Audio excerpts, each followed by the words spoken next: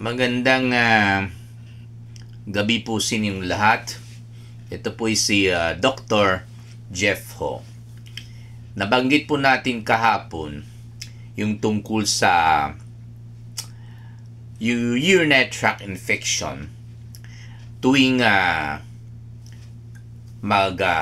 makipagtalik yung asawa, okay, yung babae sa kanilang husband, no, or yung lalaking partner.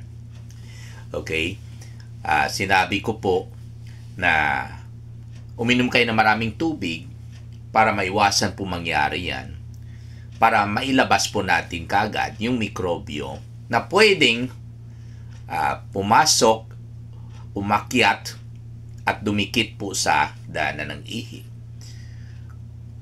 At dagdagan po natin yung anti-inflammatory, yung para sa pamamaga ng urethra or yung daanan ng ihi. Okay, para walang tsansang kumapit yung mikrobyo kasi pinigil natin yung pamamaga, yung daanan ng ihi as a result of yung sobrang action with your husband. No?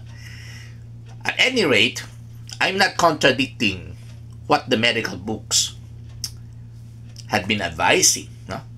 Sabi naman ng libro, ang akin lang po is pag everything fails, water failed, no? Anti-inflammatory medicines failed, okay, masakit pa rin pagkatapos ng any sexual activity, well, maybe that's the time na we can follow the books. And as far as I can remember, books would advise for women to take 2 capsules of cefalexin 1 hour prior to sexual activity, and then another 2 capsules immediately after sexual activity, then another 2 capsules 6 hours after sexual activity. Okay, kaya po medyo umiiwas ako yung ganyan na advice na nakalagay sa libro, pero proven to be effective, of course, because ayaw natin na magkakaroon po kayo ng antibiotic resistance or kaya po magkakaroon po kayo ng harmful bacterial overgrowth. Kasi po, minsan po sa pag-inom ng antibiotic, hindi lang po yung mikrobyo, okay, yung harmful na mikrobyo na nakakause ng UTI ang pinapatay po natin. Pwede na rin natin pinapatay yung mga harmless na bakterya na nasa puwerta ng babae.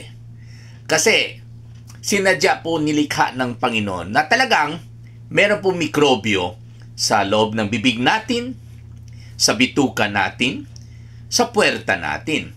Kasi po itong mga mikrobyo na ito, they are harmless. Hindi naman po hindi naman po tanga ang ating Panginoon na maglikha siya ng tao, sinabayan niya yung mga harmful na mikrobyo sa bibig, sa puwerta, sa daanan ng dumi, no? Hindi naman po ganyan ang ating Panginoon.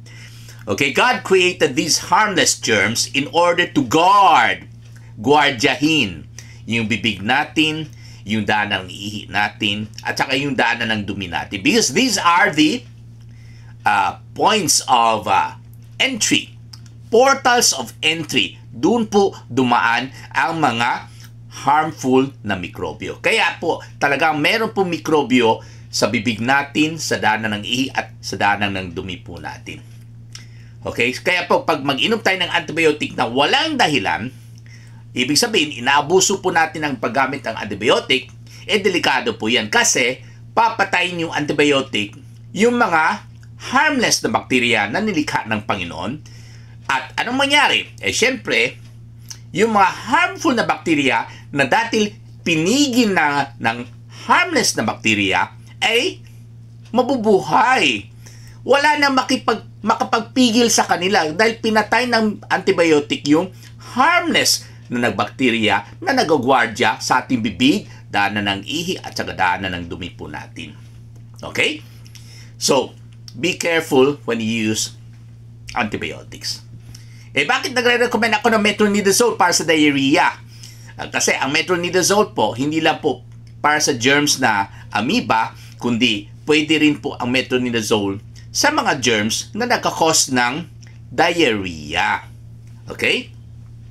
So, ano pang ibang dahilan ng UTI?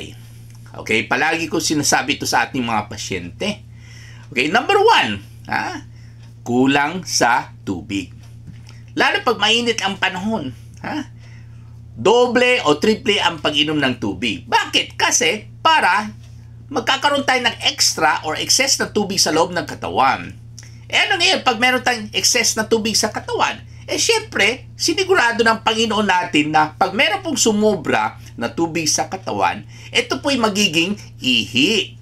Okay? Courtesy of the kidneys created by our God the Father Almighty. Ano pala purpose ng ihi? Syempre, cleansing. Tuwing lumalabas po yung ihi natin, dumadaan sa ari ng lalaki o kaya sa puwerta ng babae, pinapalabas or inaalis nila ng ihi, yung mikrobyo na pwede nakaakyat na po sa daanan ng ihi po natin. No? Kaya ang pag-inom ng tubig ay yun po ang pinaka number 1 effective na paraan kung paano tayo maiwasan ang urinary tract infection. Okay? So, wag natin sisihin yung init ng panahon. Kasi sinadya talaga ng Panginoon yan no? Kasi ang hirap kung puro wet season. Baka lalong babaha. Lalo sa panahon natin ngayon, no? Na flood control projects, okay?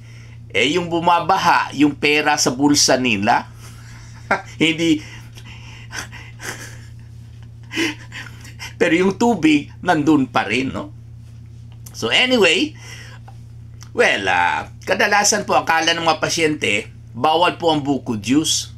Or rather, dapat buko juice pag UTI. Sinabi ko na po ito noon, no? Pagdating sa UTI, hindi po pwede buko juice dahil alkaline po yan. Pag alkaline, lalo sa pH ng 7.4, masaya ang mikrobyo Nagmumultiply sila at an alkaline pH of 7.4 inside our body. No? So, kailangan maasim yung intake natin. Siyempre, I won't advise you to drink vinegar, no? Pero definitely, hindi bawal ang asim pag meron kayong UTI or palagi kayo nagkakaroon ng UTI. Kaya po, ang cranberry juice na maasim, effective po sa pag-prevent ng UTI. Samantala, ang buko juice, which is the exact opposite of acid, being alkaline in pH, bawal po yan. No? So, hindi po totoo na ang buko juice ay effective sa pag-prevent ng UTI. Ako lang po nagsabi na bawal ang buko juice sa UTI. Pero alam ko po na ako lang po ang tama. Maraming salamat po.